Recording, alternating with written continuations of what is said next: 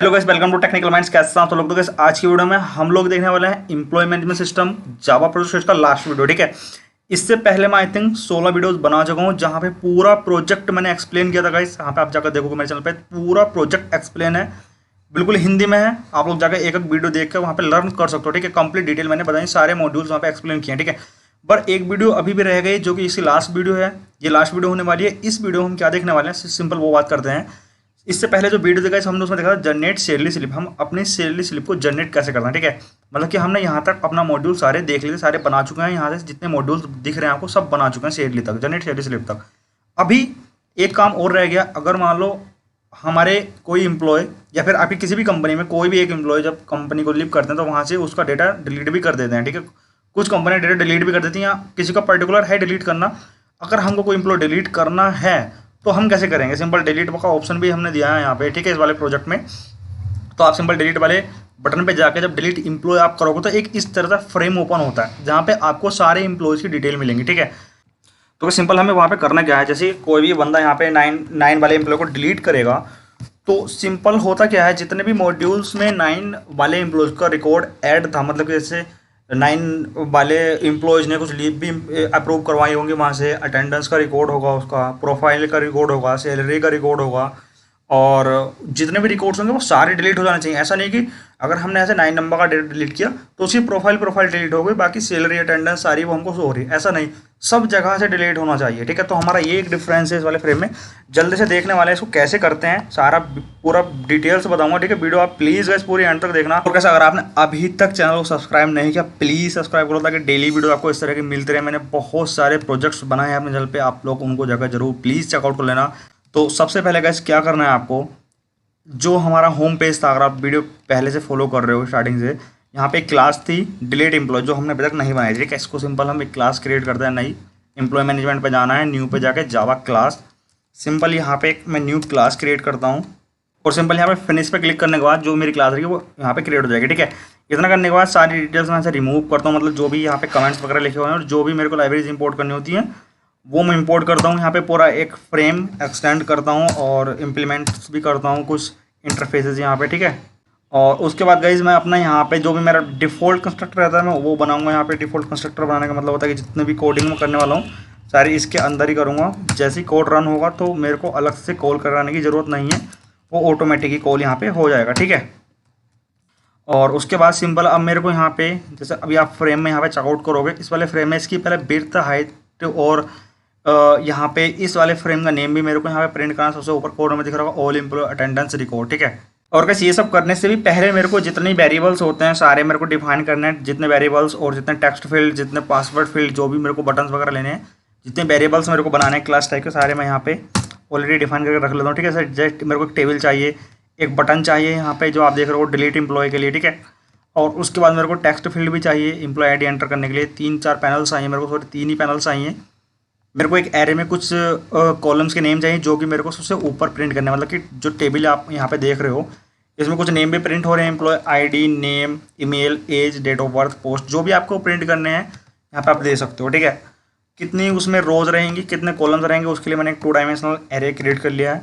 आई और जे मैं ऑलरेडी आपको समझा चुका हूँ, मैं 0 0 यहाँ पे क्यों ले रहा हूँ। ठीक है, प्रीवियस वीडियो में सारा डिटेल में समझाया है मैंने, जब यहाँ पे नीचे कोड करूँगा तब भी दोबारा समझाऊंगा। ठीक है, फॉन्ट लिए हैं, 2 लेवल्स लिए हैं। ठीक है, अब उसके बाद सिंपल मेरे को यहाँ पे सुपर मेथड यूज़ करना है अपना। और क्या, जैसे मैंने यहाँ पे सुपर मेथड लिखा है ऑल एम्प्लॉय अटेंडेंस रिकॉर्ड, तो यहाँ पे अटेंडेंस रिकॉर्ड की जगह मैं यहाँ पे चेंज कर दूँ। अभी आप जैसे आप यहाँ पे चेकआउट करोगे तो प्रोजेक्ट मैंने जल्दी में बनाया, तो इसलिए यहाँ पे कुछ डिटेल्स अभी रह गई एडिट करने से। अटेंडेंस रिकॉर्ड है बट यहाँ पे अटेंडेंस यहाँ पे आएगा ऑल एम्प्लॉयज़ रिकॉर्ड। ठीक है, और उसको हम यहाँ पे डिलीट करें। ठीक है, all employees records for delete, कुछ भी आप दे सकते हो यहाँ पे मैसेज, तो अपना अपने तरीके से आप कुछ भी यहाँ पे दे सकते हो। ठीक है, और उसके बाद इसका मैंने साइज, लोकेशन और यहाँ पे इसका मैंने एक फ़ॉन्ट पहले डिफाइन कर दिया, मतलब फ़ॉन्ट टाइप, फ़ॉन्ट क्लास का मैंने यहाँ पे एक ऑब्जेक्ट बना लिया जिसका नाम दिया मैंने एफ। ठीक है, सिंपल उसके बाद क्या करना है, जैसे मैं अपने प्रोजेक्ट को रन करूँगा तो जितनी भी डिटेल्स, जब भी मेरी टेबल ओपन होगी तो यहाँ पे कुछ डिटेल्स ऑटोमेटिक फिल होकर आती है। तो मतलब पहले डेटाबेस से कनेक्शन बनाना पड़ेगा और वहाँ पे वैल्यू फैच करके इस टेबल में मेरे को ऐड भी करनी पड़ेगी। ठीक है, और कैसे ये डिटेल बहुत ही सिंपल है, मैं हर वीडियो में आपको बता चुका हूँ ये वाली डिटेल्स। तो मतलब कैसे डेटा फैच करना है, टेबल में कैसे ऐड करना है। ठीक है, सिंपल ट्राई कैच लगाना है आपको कनेक्शन बनाने के लिए, क्योंकि एक्सेप्शन आएगी कभी कभी। और वहाँ पे एक क्वेरी लगानी है मेरे को, select star from employee, employee के अंदर जितनी भी डिटेल्स होंगी सारी मेरे को पिक करनी है वहाँ से, और क्यू एक वेरिएबल में रख लेनी है, ठीक है। वहाँ पे लिटिल सेट लगाना है मेरे को, object dot HTM execute query, query fire करनी है वहाँ जो क्वेरी अभी हमने यहाँ पे लिखी है, वाइल जब तक हमारा लूप चलता है, जब तक कि उसके अंदर कुछ वैल्यूज़ हैं, मतलब कि जो भी क्वेरी यहाँ से रन हुई कुछ वैल्यूज़ आई होंगी, पूरी टेबल आई हमारी REST में, तो जब तक टेबल में कुछ वैल्यूज़ हैं वो लूप तभी तक चलेगा, मतलब वो नेक्स्ट होता रहेगा 1 बाय 1, ठीक है। तो अभी देखोगे जैसे अभी एक टेबल है, ठीक है, सिंपल। अभी यहाँ पे क्या होगा, अभी आई की वैल्यू हमारी स्टार्टिंग में 0 है, J++ का है, तो आई की वैल्यू 0 मतलब पहली रो पर रहेगा, ठीक है। सबसे पहले लूप जाएगा 9 पे, उसके बाद जाएगा हमारा जो कंपाइलर रहेगा वो XYZ, क्योंकि J++ हो रहा है, मतलब कि जो J है वो प्लस मतलब कि एक का कॉलम आगे आगे इंक्रीज हो रहा है, ठीक है। फिर इस कॉलम पे जाएगा, इस कॉलम पे जाएगा, इस कॉलम पे जाएगा, जब कंप्लीट डिटेल फिल हो जाएंगी एंड तक, लास्ट में हम कर रहे हैं I++, J को 0, मतलब कि आई हमने कर दिया प्लस, मतलब कि रो होगी सेकंड, I++ हो गया, वो स्टार्टिंग में आ गया, और सॉरी नेक्स्ट रो पे आ गया, J कर दिया 0, तो मतलब क्यों स्टार्टिंग से आ गया नेक्स्ट रो पे, ठीक है। J 0 हो गया, फिर J++ होगा, मतलब इस तरीके से रिजल्ट सेट वर्क करता है, ठीक है। कंप्लीट वर्क करने के बाद हमने अपने जो एरे था उसको टेबल में ऐड कर दिया, T = new table Y J table, और J टेबल में Y और X, मतलब पहले 2 डायमेंशनल फिर 1 डायमेंशनल वाला एरे सिंगल डायमेंशनल ऐड कर दिया, ठीक है। उसके बाद हमने एक्सेस को यहाँ पे फैच किया। अब उसके बाद सिंपल मेरे को यहाँ पे क्या करना है, यहाँ पे आप देख रहे हो एक नीचे छोटा सा डिटेल्स यहाँ पे बनी हुई है, डिटेल यानी एम्प्लॉय के लिए एक लेबल ऐड किया है, उसको मिडिल में भी ऐड किया, उसको कलर भी चेंज किया है, और एक पैनल बनाया है, उसमें बैकग्राउंड कलर उसका ब्लैक दिया है, एम्प्लॉय ID है, टेक्स्ट फील्ड है, और यहाँ पे एक बटन है। अभी डिलीट करके दिखाऊंगा कैसे वो सारा रिकॉर्ड डिलीट हो जाता है वहाँ से, ठीक है। और उससे भी पहले कैसे यहाँ पे आप अगर चेकआउट करोगे तो जो हमारी टेबल आ रही है वो ब्लैक कलर की आ रही है, ठीक है। सिंपल सबसे पहले हम जो अभी हमने यहाँ पे टेबल्स बनाई हैं अपनी, ये जो T देख रहे हो आप, जो वेरिएबल है, अभी हम उसको ब्लैक करते हैं, ठीक है। सबसे पहले क्या करना है, T.set बैकग्राउंड, हमें उसको करना है ब्लैक, फोरग्राउंड करना है वाइट, फ़ॉन्ट हमने जो फ़ॉन्ट दिया था हमने उसका F वेरिएबल यहाँ पे हमने पास कर दिया, ठीक है। उसके बाद हमने एक स्क्रॉल बार जो होती है उसको ऐड कर दिया है, अपने टेबल को ऐड कर दिया स्क्रॉल बार में, ठीक है। जैसे आप यहाँ पे चेकआउट कर रहे हो तो एक स्क्रॉल बार यहाँ पे साइड में आपको शो हो रही होगी, ठीक है। ये वाली स्क्रॉल बार जो होती है, इसको ऐड करने के लिए हमने यहाँ पे स्क्रॉल बार में टेबल को ऐड कर दिया, ठीक है। टेबल में स्क्रॉल बार ऐड नहीं किया हमने, स्क्रॉल बार में टेबल ऐड किया, ठीक है। और बस उसके बाद सिंबल मेरे को यहाँ पे अब अपने जितने लेबल्स हैं नीचे वाले पैनल के लिए, जितने मतलब नीचे वाले डिटेल्सों के लिए, जो delete employee ID, delete employee का जो बटन है उसके लिए यहाँ पे कुछ लेबल्स बनाने हैं, जैसे कि L1 = new J label delete any employee, उसको हॉरिजेंटल करके मेरे को सेंटर में लेके आना है, उस पर एक फ़ॉन्ट ऐड करना है F1, और F1 अभी मैंने फ़ॉन्ट बनाया नहीं, सबसे पहले F1 वाले फ़ॉन्ट को बनाते हैं, मतलब कि एक न्यू फ़ॉन्ट बनाते हैं जिसका वेरिएबल का नाम रखा F1, ठीक है। क्योंकि अभी आप जब यहाँ पे चेकआउट करोगे तो कुछ फ़ॉन्ट इसका चेंज आ रहा है, मतलब कि बड़ा साइज आ रहा है, ठीक है। तो उसके लिए एक नया फ़ॉन्ट मेरे को क्रिएट करना पड़ेगा, और सिंपल फ़ॉन्ट मैं यहाँ पे ऐड कर लेता हूँ, और इसकी वैल्यू मेरे को देनी है F1 = न्यू फ़ॉन्ट, ये इसका मेरे को इसका स्टाइल देना है, जो भी मेरे को जिस भी स्टाइल में इसको लिखना है, ठीक है। उसके बाद फ़ॉन्ट बोल्ड, और कैसे मेरे को इसका साइज देना है 25, ठीक है। उसके बाद सिंपल मैंने अपना फोरग्राउंड कलर जो इसका येलो कर दिया है, बाकी बैकग्राउंड को चेंज करना नहीं, क्योंकि ये हमारे पास जो अभी लेबल है, लेबल का हमें फोरग्राउंड चेंज करना है जो कि येलो कलर का हमें शो हो रहा है, ठीक है। अब उसके बाद सिंपल L2 एम्प्लॉय ID के लिए भी मेरे को ये करना है, इसमें भी मैंने फ़ॉन्ट ऐड किया है, ठीक है। आप चेकआउट करोगे दोनों का फ़ॉन्ट बिल्कुल सेम है, और इसका कलर ग्रे है तो मैंने यहाँ पे ग्रे कलर ऐड कर दिया, ठीक है। अब उसी तरीके से मेरे को यहाँ पे अपना बटन और अपना टेक्स्ट फील्ड भी क्रिएट करना है, और बस यहाँ पे सिंपल टेक्स्ट फील्ड क्रिएट करने के लिए उसको ऑब्जेक्ट बनाना है, उसके अंदर जो वैल्यू आपको देनी है, बटन बनाना है, बटन और उसके अंदर वैल्यू देनी है, टेक्स्ट फील्ड पर फ़ॉन्ट ऐड करना, सिंपल वही काम है जो हम प्रीवियस वीडियो में से करते हुए आ रहे हैं, ठीक है। और बटन पर बैकग्राउंड कलर चेंज करना है, फोरग्राउंड में रेड कर दिया है, और उस पर एक्शन लिसनर लगाया, एक्शन लिसनर पे अभी एरर शो कर रहा है, क्योंकि गाइस अभी हमने यहाँ पे जो एक्शन लिसनर इसका नाम गलत दिया, एक्शन सा V हो गया लास्ट में, बल B मेरे को यहाँ से हटाना था, यहाँ से एरर भी रिमूव हो चुकी है, ठीक है।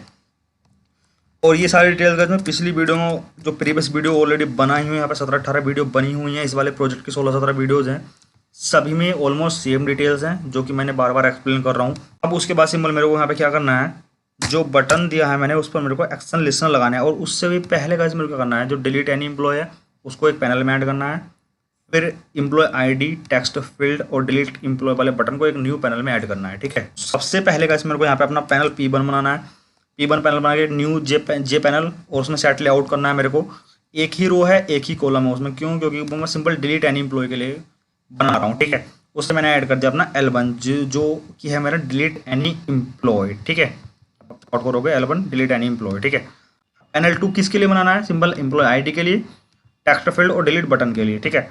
सिंपल मेरे को यहाँ पे आना है, पैनल 2 बनाना है। पैनल 2 में सिंपल आप देख चेकआउट करोगे, मैंने यहाँ पे एक रो है, उसमें 3 कॉलम से दिया गया है, मतलब कि एक रो पूरी एक कंप्लीट ये रो है, 3 कॉलम है, मतलब कि एक एम्प्लॉय आईडी के लिए, टेक्स्ट फील्ड के लिए और डिलीट एम्प्लॉय के लिए, ठीक है, बटन के लिए।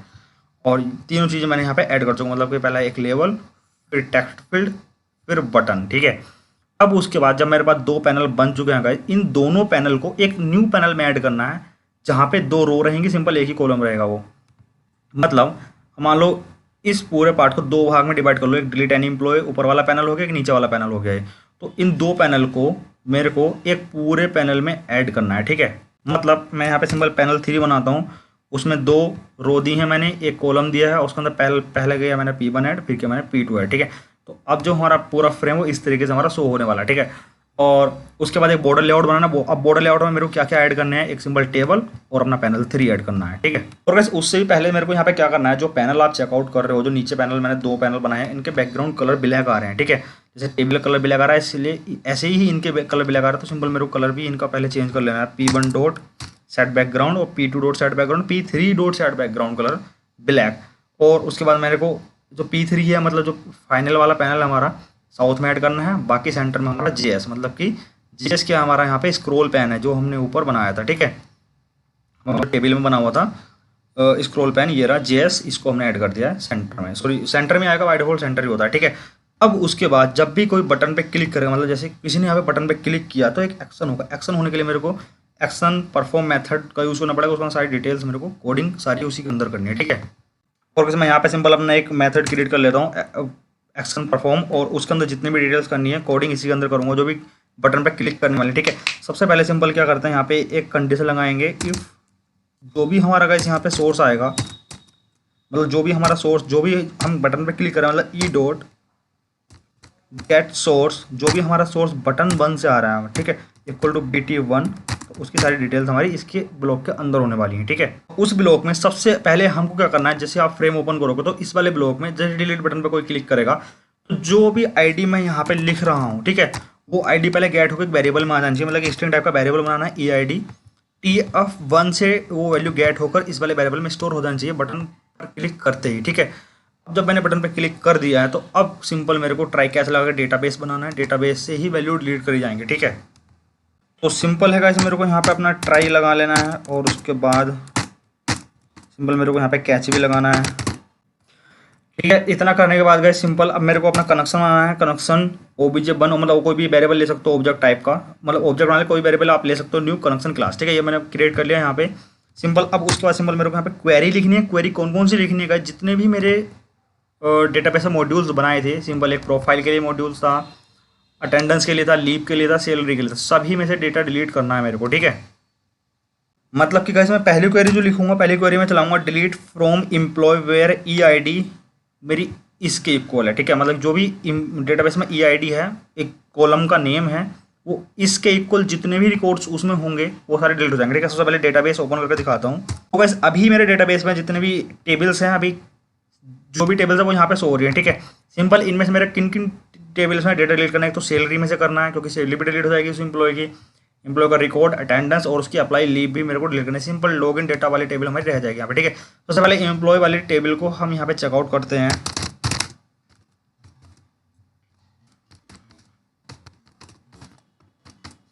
उसके अंदर का जितना भी डेटा है हमारा, ठीक है।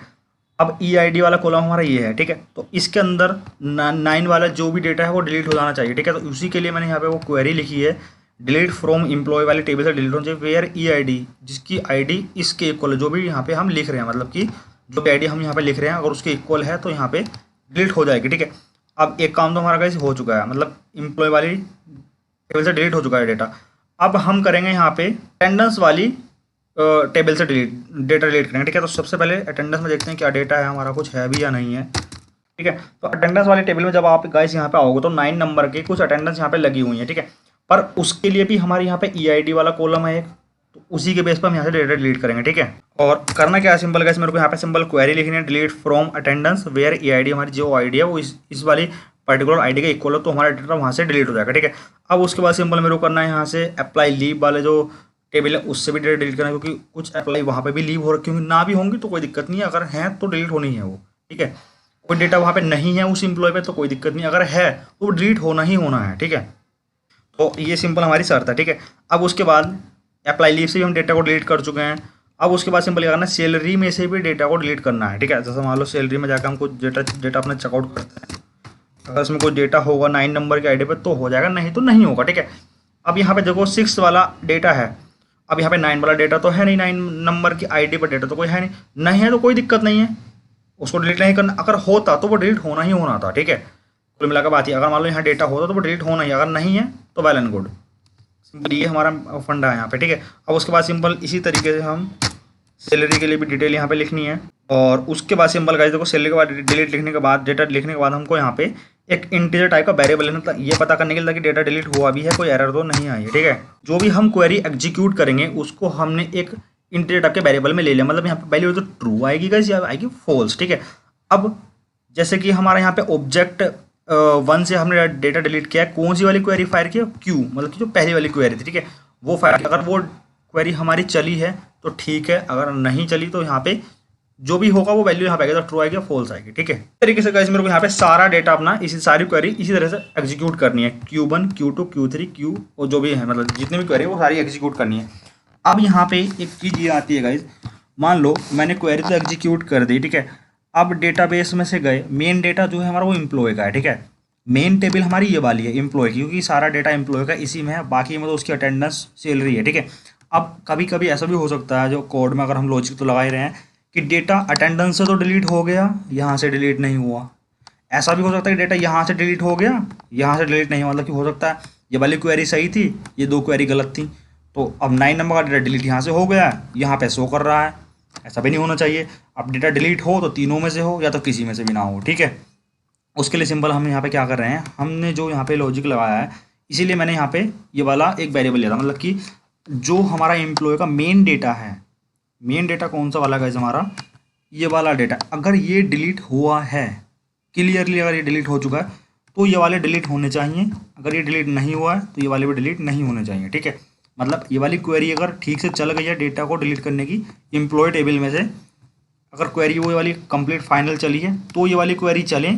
अगर ये वाली क्वेरी फेल हो गई कहीं पे, या फिर ये डेटा डिलीट नहीं हुआ किसी वजह से, हो सकता है क्वेरी हमने गलत लिख दी हो, डेटा ना हो, इंटरनेट कनेक्शन, कुछ भी डिलीट, वहाँ पे एक्सेप्शन आ सकती है। अगर कोई भी एक्सेप्शन आई, ये वाली क्वेरी डिलीट नहीं हुई तो ये वाली भी डिलीट नहीं होनी चाहिए, ठीक है।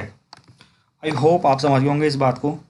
तो सिंपल इसको कैसे करना है, सिंपल आपको यहाँ पे आना है और एक इफ कंडीशन लगानी है आपको यहाँ पे, जैसे कि मैंने यहाँ पे एक कंडीशन लगाई, इफ रिजल्ट सेट में जो वेरिएबल था REST अगर 1 है, मतलब कि वहाँ से कोई डेटा डिलीट हुआ है, मतलब कि ट्रू वैल्यू आई है, सिंपल हमको एक मैसेज प्रिंट करना, सबसे पहले तो योर डेटा सक्सेसफुली डिलीटेड, और जो ये वाला करंट फ्रेम रहेगा ये यहाँ से डिलीट होना चाहिए, मतलब कट जाना चाहिए, और दोबारा से यही वाला फ्रेम ओपन करना है मेरे को। मतलब कि जैसे मान लो अगर मैं यहाँ पे डिलीट करूँ, एक ही डेटा डिलीट कर रहा हूँ तो मेरे को दोबारा मानो डिलीट करने का, तो फ्रेम दोबारा भी तो ओपन होना चाहिए मेरे सामने। मान लो जैसे मैं यहाँ पे 9 नंबर को लिख कर यहाँ से डिलीट करता हूँ इसको, तो डेटा डिलीट हो जाएगा, डेटा सक्सेसफुली डिलीटेड, एक मैसेज ही प्रिंट हो जो हमारे यहाँ पे लिखा हुआ है कोड में। उसके बाद ये फ्रेम कट होगा, दोबारा से फ्रेम ओपन होना चाहिए, ठीक है, इस तरीके से। मेरे को भाई 9 नंबर का डेटा देखना, डिलीट हुआ नहीं, वो हो गया, कन्फर्म हूँ मैं। अब मेरे को ये भी तो चेक करना है कि और भी डेटा डिलीट कर सकता हूँ मैं, तो मेरे पास डेटा फ्रेम होना चाहिए ना ओपन किया हुआ, तो इसलिए मैंने यहाँ पे दोबारा से उसको ओपन किया है, ठीक है। अब सिंपल मेरे को क्या करना है, अगर ये वाली क्वेरी फाइनल रन हुई है तो नीचे वाली क्वेरी चलनी चाहिए, ठीक है। सिंपल अभी देखो यहाँ पे क्या करना है, इफ तो हम लगा चुके हैं, अब मेरे को अगर यहाँ पे एल्स के लिए वर्क करना है, मतलब कि जो डेटा था वो सक्सेसफुली डिलीट नहीं हुआ, मतलब कि REST में 1 नहीं आया, तो हमारे यहाँ पे आएगा मैसेज लिखा delete data did not deleted, जो भी आपको मैसेज देना वो यहाँ पे दे सकते हो डिलीट नहीं होने के लिए, ठीक है। और एक फिर से वही उसको फॉल्स करना है, मतलब कि उस वाले फ्रेम को कट करना है, फिर से ओपन करना है, ठीक है। अब यहाँ पे देखो हुआ क्या है, सिंपल अब यहाँ पे तीनों क्वेरी ये वाली भी चल चुकी हैं, जैसे ये क्वेरी रन हुई, ये क्वेरी भी ऑटोमेटिक रन हो गई है, ठीक है। पर हमको ये नहीं करनी है गाइस, हमको यहाँ से इसको कट करना है सिंपल, और इस वाले डेटा को हमको लिखना है इसके अंदर आके, मतलब कि जब हमारा पहली वाली क्वेरी से डेटा डिलीट हुआ है, मतलब कि फाइनल वाली टेबल से डेटा डिलीट हुआ है, तब ही वो लास्ट वाली, मतलब कि जो और टेबल्स हैं वहाँ से डेटा डिलीट होना चाहिए, अदरवाइज वो डेटा डिलीट ना हो, ठीक है। अगर अब क्या होगा, मान लो ये वाली क्वेरी नहीं चली, ठीक है, ये वाली क्वेरी नहीं चली किसी तरीके से, मान लो मैंने यहाँ पे गलत डिटेल्स लिख दी, मैंने मान लो मैंने इस वाले वेरिएबल का नेम इस तरह से लिख दिया, अब ये वाला वेरिएबल तो एग्जिस्ट करता नहीं टेबल में, तो यहाँ पे एरर आएगी, राइट, एरर आएगी बिल्कुल यहाँ पे, ठीक है। तो ये वाली क्वेरी नहीं चलेगी, ये क्वेरी फॉल्स हो जाएगी। अब ये क्वेरी जब फॉल्स हो जाएगी गाइस, तो ये वाली क्वेरी तो सही लिखी हुई है नीचे वाली। अगर मान लो मैं पहले क्या कर रहा था, पहले मैं ये वाला कोड यहाँ पे लिख रहा था, ठीक है, राइट, यहाँ पे लिख रहा था। अब पहली वाली क्वेरी चली नहीं, ये होगी हमारी फॉल्स, इसमें आई एक्सेप्शन, क्योंकि हमने ट्राई कैसे लगा रखा है, एक्सेप्शन आ जाएगी, ठीक है, वो कैसे भी हो जाएगी एक्सेप्शन। अब मेन से तो डेटा डिलीट नहीं हुआ, अब इन तीनों, ये वाली क्वेरी तो सही लिखी हुई है भाई, इनमें से तो डेटा डिलीट हो ही जाएगा, तो उसका तो कोई सेंस नहीं बनता। मान लो मेन में से डेटा डिलीट नहीं हुआ और बाकी में से हमने डेटा डिलीट कर दिया, उसका कोई सेंस नहीं बना। या फिर ऐसा भी हो सकता है, पहली वाली क्वेरी हमारी ठीक हो और बाकी नेम यहाँ पे हमने गड़बड़ कर दी हो। अब यहाँ से डेटा डिलीट हो गया, इन दोनों में से भी डेटा डिलीट हो गया, अब इसमें से डेटा नहीं डिलीट हुआ। तो यही सब चीज़ें हमको रिमूव करने के लिए सिंपल सा है। बाकी तो कुछ भी मेथड आप लगा सकते हो, बहुत सारे मेथड हो सकते हैं, लॉजिक कुछ भी लगा सकते हो, पर एक सिंपल लॉजिक है ये। एक सिंपल सा लॉजिक लगाने के लिए ये हम काम कर सकते हैं कि अगर पहली वाली फाइनल क्वेरी हमारी चली है ठीक से, तो ही बाकी डिलीट हो, अदरवाइज एरर आएगी, यहाँ पे एक मैसेज प्रिंट हो जाएगा और कोड आपका बाहर निकल जाएगा, ठीक है, सिंपल। अब एक्सेप्शन को कैच करने के लिए यहाँ पे आप जेप्रिंट स्टैक ट्रेस के थ्रू भी उसको फैच कर सकते हो। मेन मेथड बनाने के लिए सिंपल आपको पब्लिक स्टैटिक वॉइड मेन और जो भी आपने कंस्ट्रक्टर बनाया था उसको कॉल कर लेना, मतलब ट्रू कर लेना, ठीक है। अब जब भी आप यहाँ पे गाइस इसको देखोगे तो पूरा प्रोजेक्ट आपका बन चुका है, होम पेज से भी आपकी एरर वो हट चुके, जो एरर आप यहाँ पे अभी देख रहे थे, ठीक है। तो ये आपका पूरा कंप्लीट प्रोजेक्ट का कोड था, आप इस प्रोजेक्ट को कहीं भी यूज कर सकते हो। सिंपल अभी मैं देखो इसको रन करके दिखाता हूँ। अब जब इसको रन करोगे तो 9 नंबर का डेटा वहाँ पे आपको नहीं शो होगा, क्योंकि वो तो हम डेटा डिलीट कर चुके हैं अपने डेटा बेस से।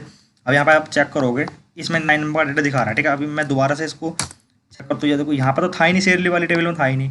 अब अटेंडेंस वाली में चेक करते हैं, डेटा हमारा था नहीं था, डेटा हमारा अटेंडेंस वाली में आ रहा था, अब नहीं आ रहा 9 नंबर, क्योंकि हम वो पहले डिलीट कर चुके हैं। इस तरह के इसमें से देखते हैं अपने एम्प्लॉय में से, एम्प्लॉय में चेक करोगे तो भी अब 9 नंबर का डेटा नहीं शो हो रहा, अभी हो रहा हमारा 6 नंबर का डेटा। अभी जो फ्रेम हमारा रन हुआ है उसमें अभी 6 नंबर का डेटा रहा है। अगर मैं यहाँ से 0067 कर दूँ, 8 कर दूँ, यहाँ पे डिलीट करूँ, तो यहाँ पे आएगा data did not delete, sorry, मतलब कि कुछ भी एक मैसेज आएगा कि डिलीट डेटा नहीं हुआ है, ठीक है। कट होगा, दोबारा से फ्रेम ओपन हो जाएगा। अब अगर आप यहाँ पे चेक करोगे तो डेटा सेम आपको वही शो होगा यहाँ पे, क्योंकि वो डेटा हम डिलीट ही नहीं हुआ वो, ठीक है। अगर आप यहाँ पे 006 लिखोगे, अब अगर इसको डिलीट करोगे तो अब वो डिलीट हमारा हो जाएगा, ठीक है, योर डेटा सक्सेसफुली डिलीटेड।